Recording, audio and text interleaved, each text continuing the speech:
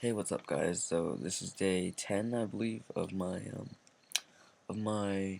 progress videos on this account. So recently, I've just been doing nothing, kind of, because it's almost the last week of school, pretty much. I mean, a week and a half left for me. I'm pretty sure some of you guys probably got out earlier, and some of you guys might still have more time to spend in school, or some of you guys might not even have school anymore. But yeah, so I'm kind of busy with that. Got some things to wrap up at school. Uh, I'm just fire making right now because I'm kind of bored. I'm not sure what I want to do because I did spend the weekend questing off a bit. I spent like I think 5 hours total just questing. I did 38 quests, which is pretty amazing. But when I think about it, I've done better. But I'm pretty happy that I did Monkey Madness, which some people find hard. It's actually a really easy quest, as I've been able to do it on this account with 47 prayer, 1 defense, and 33 HP. Now, of course, you can see the prayer and say, "Oh, that's easy." It's actually kind of hard because my internet connection is a bit screwy. So I did die, almost die at some points. However, I still survived. But I have done it on an account with somewhere like 38-ish HP, 1 defense, and 1 prayer. That was actually a lot of fun because it was a bit of a challenge. The quest is not too hard actually. If you finished the dwarf cannon quest for the dwarf cannon, the boss fight itself is very easy. But the running around for the quest is a bit of a pain, especially if you don't have protection prayer. However, I just recommend if you haven't done the quest before, just read up a guide or whatever, uh, and just see a guide from the experts. Personally, I've done the quest. I think that was my 7th time, so I do have a bit of experience. I've done it. Let's see, on 4 of my five. Wait, yeah, 5 of my own accounts and 2 times for separate friends who can't be bothered to do their own quests. So yeah, yeah, that's kind of account sharing, but it's for a friend, and yeah, well, plus they were crappy accounts, so why would I have a reason to hack it? But I'm not that kind of person. I don't hack people or scam them, fish them. I don't even know how to do that. But yeah, what do I have to talk about actually? Uh, yeah, after I finish that questing, I've actually still got a lot of quests to do, especially since I want to become a turmoil peer, which needs a dick load. Sorry for the language, if any you guys are, I don't know, take offense at that. But yeah, I have a bit of quests left to do, a few, a few skills left to train. Not that many, I think. I think I need a 60 or so agility for some quests. I'm not sure what let's see, 60 something agility. I mean, okay, so 60 agility, 66 thieving, I believe, for Curse of Arov or whatever. Um, let's see, 41 something. I had a checklist of skills to get, so I could remember what skills I had to work on. But yeah, I'm actually really happy on the progress I've gotten on this account. Usually I hate scaling, but I've been doing the zezima method, which pretty much translates to no life at 1 skill until you're done with it. So it's a bit blunt, but it is very effective. I have to say, I've never gotten this I've never like gotten these good skills as on any of my other accounts. Even though I kind of blame that on because I've gotten membership really early. Like I pretty much put membership on this like 3 days after I created the account, which I haven't done for any of my accounts early.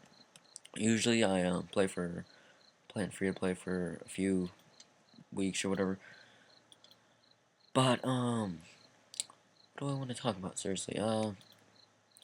Yeah, I'm not sure what I want to do right now. I think I want to straight off head off as a turmoil peer, turmoil rune peer most likely, because as you guys have probably seen Bonesaw PK's uh videos as a turmoil peer, and if you haven't seen them already, check them out because he's a great PKer.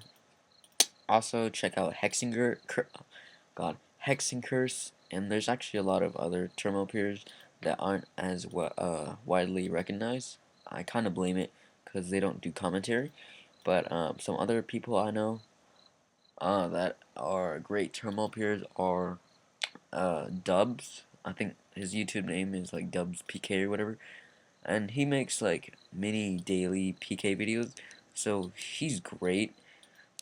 It's a very nice thing to like. Just I like to see daily videos, not just like oh once a month super edited PK videos. Or actually I haven't actually seen a lot of super edited videos, well, that from like, the big people, because uh I'm not sure if you guys have noticed this, but I haven't seen like an edited video in like ages from a lot of the big name YouTubers, just because I don't know, like dice games have become really popular.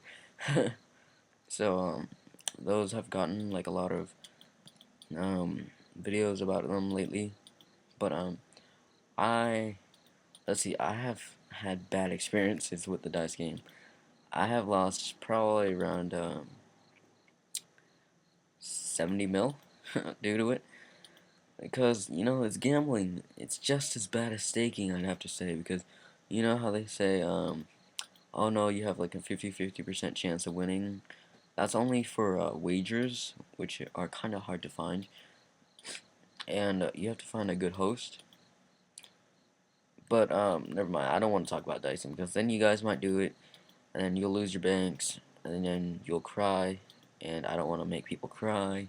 No, I'm just kidding. But seriously, guys, unless you're stupidly rich, don't know what to do with your money, you have too much money to like, I mean, you've already achieved all your goals and stuff, then I'd suggest staying away from the dice game. Because if you're saving up for something like me, like turmoil or whatever, the dice game is probably one of the worst obstacles that you want to avoid. Okay, so yeah,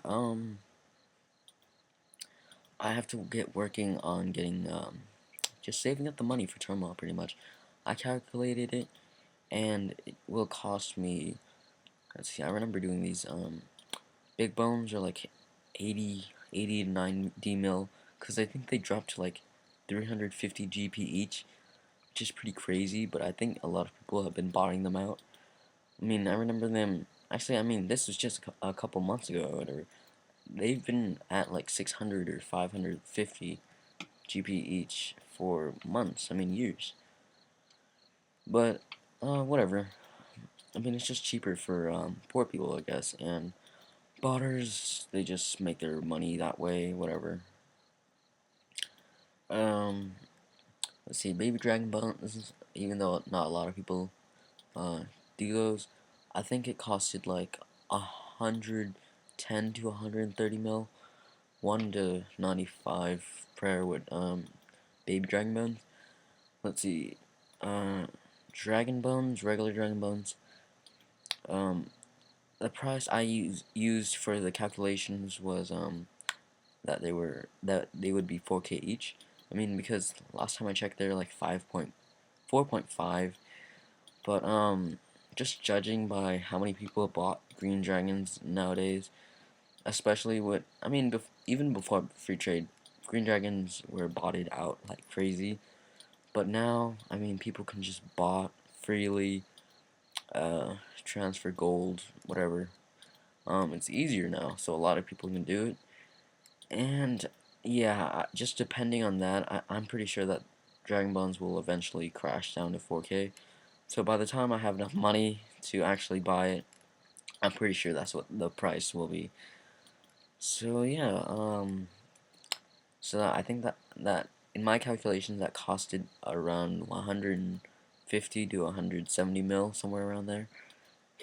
And frost dragon bones, if I'm crazy enough to do that, I don't think I am, because I personally can't not make like the 4 mil an hour or so that makes because I'm pretty sure that it's more efficient to use dragon bones over frost dragon bones, unless either one you have a big bank, or two you can make like over 4 or 5 million an hour, which I think it's been calculated that if you do armadyl for like hundreds of hours, I think it averages to like somewhere to like 5 to 10 mil or something, but that's pretty crazy, and you'd have to be next.